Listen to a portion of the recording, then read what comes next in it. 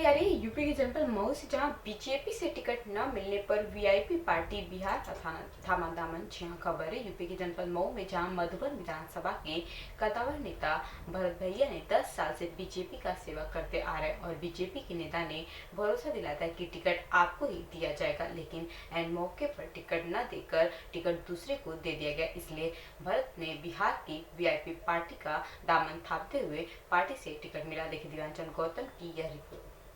चेहरा भारतीय जनता पार्टी में आपने काफी मेहनत किया, लोगों के बीच में गए, बिंटोलिया बाढ़ आया, कई घर उसमें समा गए, उस वक्त भी आप पहुंचे मेरे मित्र। और भारतीय जनता पार्टी क्यों टिकट काटा, क्या वजह है? तो मार्मिक परिस्थितियां मुझे मैदान में आने के लिए विवश किया है। जब पिछली बार हमारा टिकट रुक गया था और राष्ट्रीय नेतृत्व ने निवेदन किया और भारतीय जनता पार्टी के परिणाम को हम लोगों ने दिलाया। अगर पिछली बार ही लड़के में ध्वस्त कर दिया होता, जैसे केतकी सिंह पार्टी में ध्वस्त कर दिया, जैसे विजय लक्ष्मी सलेमपुर में ध्वस्त कर दिया, जैसे सभा कुंवर भाट पर रानी में ध्वस्त कर दिया, आज बुला कर टिकट दिए हैं।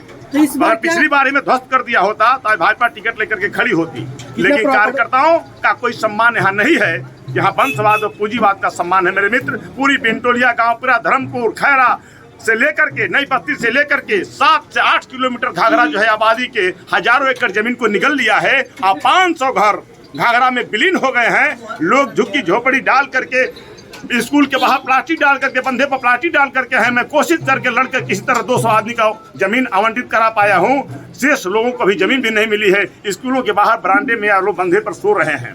इस नाते मधुबन के विकास के लिए, कटान पीड़ितों के को स्थापित कराने के लिए, कटान मुक्त बनाने के लिए, मधुबन में स्वास्थ्य सेवा सही करने के लिए, मधुबन में इंजीनियरिंग कॉलेज लाने के लिए, मधुबन की सड़कों को चमचमाते हुए देखने के लिए और मधुबन के नौजवानों को रोजगार के क्षेत्र में एक औद्योगिक इकाई स्थापित करने के लिए मऊ में जो विकास का पहिया कल्पनाथ राय जी के मरने के बाद समाप्त हो गया है, रुक गया है, उसको एक बार फिर अभियान देने के लिए मैं चुनाव मैदान में आया। कोई औचित्य नहीं खड़ा हो रहा था।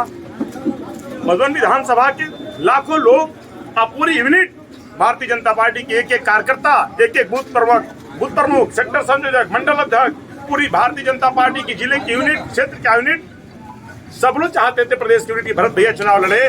तो महामहिम राज्यपाल की कुर्सी, महामहिम फागू चौहान जी जो बिहार के कुर्सी पर आसीन है, उन्होंने अपने बेटे को अपने प्रभाव या आर्थिक प्रभाव से टिकट लिया हुआ है। बल्कि टिकट लिया ही हुआ नहीं है, जहां उनकी सीट है घोसी, उसको वाकोभर दे दिया है समाजवादी पार्टी को।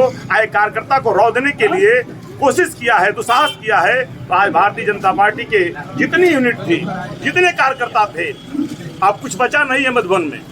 चाहे वो जिले का पदाधिकारी हो या क्षेत्र का पदाधिकारी हो मधुबन विधानसभा से, चाहे बूथ अध्यक्ष हो या सेक्टर संयोजक हो या मंडल अध्यक्ष हो या बूथ समितियां हो, सब उन्होंने इस्तीफा दे दिया है। और लाखों जनमानस की और धारणा थी, मुझे उद्वेलित तो कर रहे थे, कोई रो रहा है, कोई गा रहा है, कोई हॉस्पिटल में भर्ती है, और चुनाव मैदान में आइए।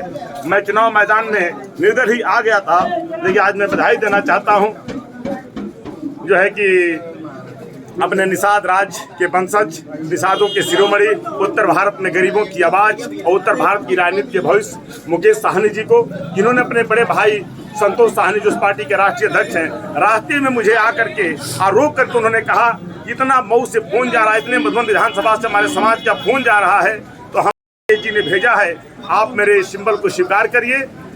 तो मैं आपको निश्चित रूप से कह सकता हूं कि वंशवाद और पूंजीवाद की राजनीति को मधुबन की जनता चोट करने जा रही है। और नाव पर बटन दबा करके राम को भी संकट के समय नाव से निषाद राज पार लगाए थे, और भरत भैया को ही उसी नाव पर पार लगा कर लखनऊ में पहुंचने वाला हूं सदन में। भारत भैया जिंदाबाद,